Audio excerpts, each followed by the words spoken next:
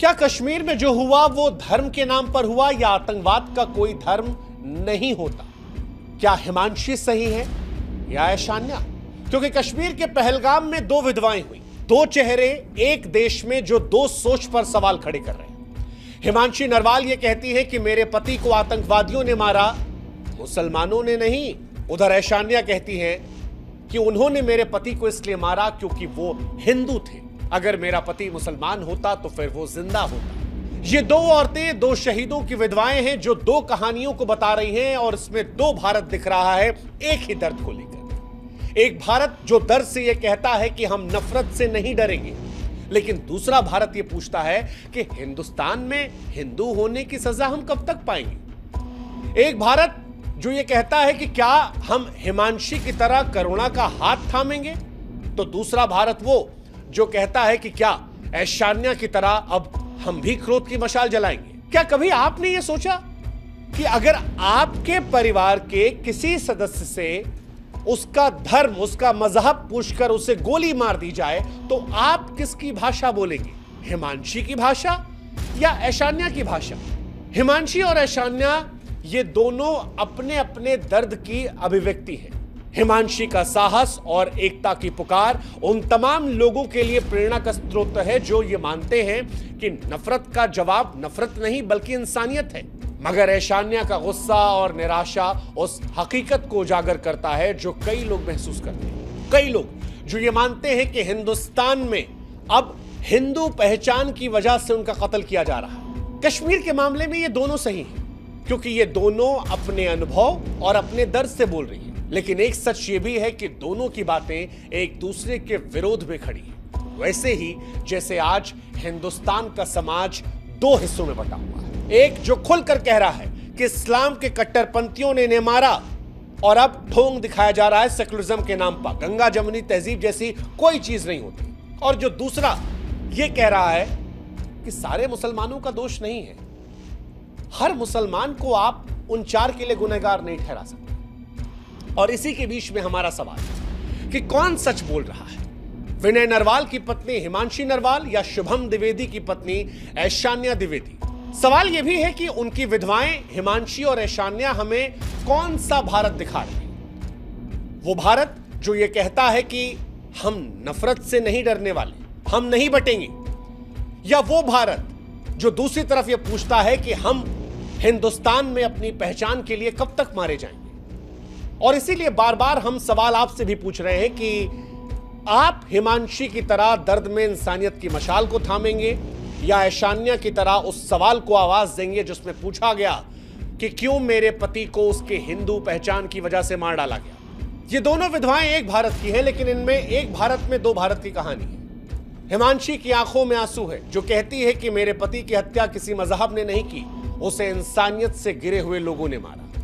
क्या आपके मन में यह सवाल पैदा करता है कि यह साहस कोई तब कर सकता है जब उसकी दुनिया उजड़ चुकी हो?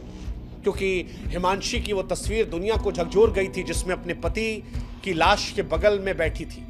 क्या वो हमारी आवाज बन सकती है या फिर हम उसे गद्दार, सेकुलर, अति उदारवाद कहकर चुप करवा देंगे? सवाल यह भी कि क्या हिमांशी से हम डरते हैं या उसके साहस से हमें अपनी चुप्पी पर शर्म आती है? उधर ईशान्या का सवाल भी बहुत महत्वपूर्ण है क्योंकि कटुता नहीं कटु सत्य है। ईशान्या भी रो रही है उसकी आंखों में, लेकिन सिर्फ आंसू नहीं है बल्कि एक गहरा सवाल भी है कि क्यों मार दिया मेरे पति को, क्यों पूछा था उससे धर्म, क्या हिंदू होना अपराध है? क्या यह उस सेकुलरिज्म की कब्र नहीं है जिसे हमने किताबों में पढ़ा पर सड़कों पर शायद दिखाई नहीं पड़ता?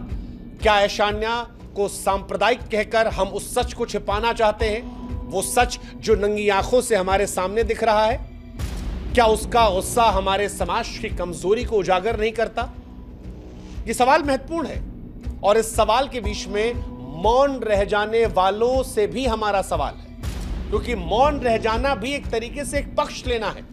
जब आप ये कहते हैं कि मुझे कोई फर्क नहीं पड़ता सियासत से, हम सियासत में नहीं पड़ेंगे भाई साहब, हम पॉलिटिक्स में नहीं पड़ेंगे, तो क्या आप अनजाने में उन शब्दों को मिटा नहीं रहे जो किसी विधवा की चीख बन सकते थे?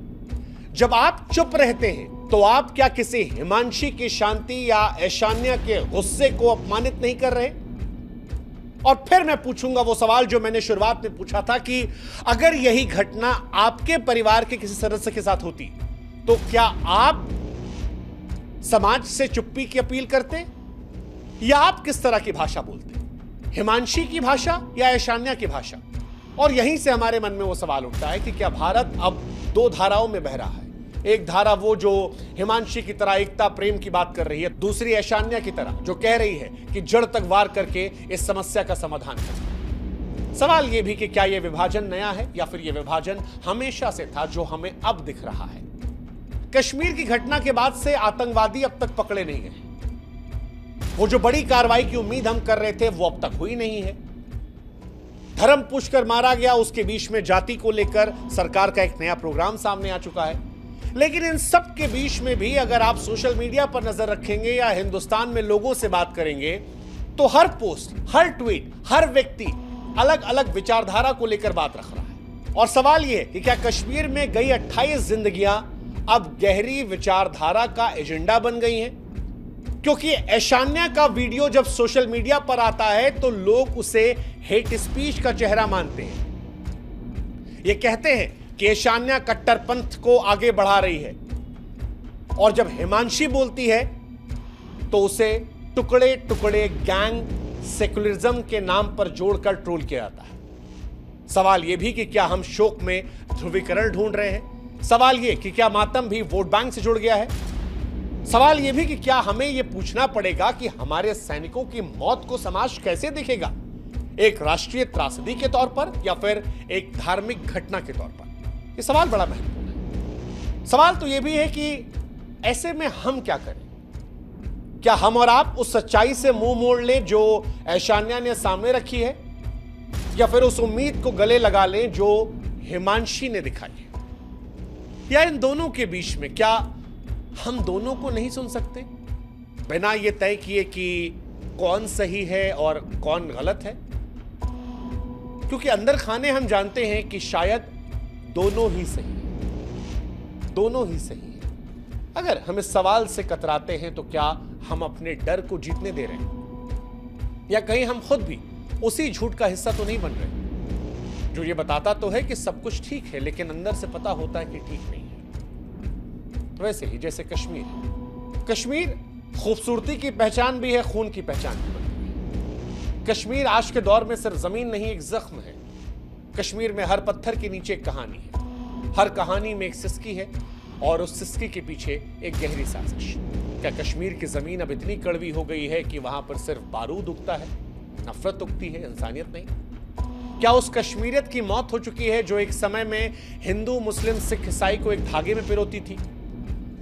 कश्मीर की विधानसभा में कहा जाता है कि कश्मीर पर जो हमला हुआ वो कश्मीरियत पर हमला था, संवैधानिक मूल्यों पर हमला था। लेकिन फिर यह सवाल आता है कि संविधान की आत्मा को तो सबसे पहले ही 90 के दशक में कश्मीर में कुचल दिया गया था। तो क्या कश्मीरियत की बात सिर्फ बेईमानी है? सवाल है कि इसका निष्कर्ष क्या होगा? क्या एक देश में दो रंग है? सच कहें तो कभी कभी देश की परीक्षा सीमा पर नहीं, दिलों की सीमाओं पर होती है।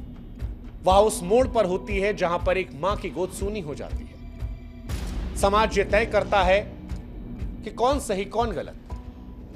आज हिमांशी और ऐशान्या वहां पर है, दो औरतें हैं, दो बयान है, लेकिन इन दोनों बयानों के पीछे एक ही दर्द है। दोनों इस देश की आत्मा के दो रंग हैं, एक करुणा, दूसरा क्रोध।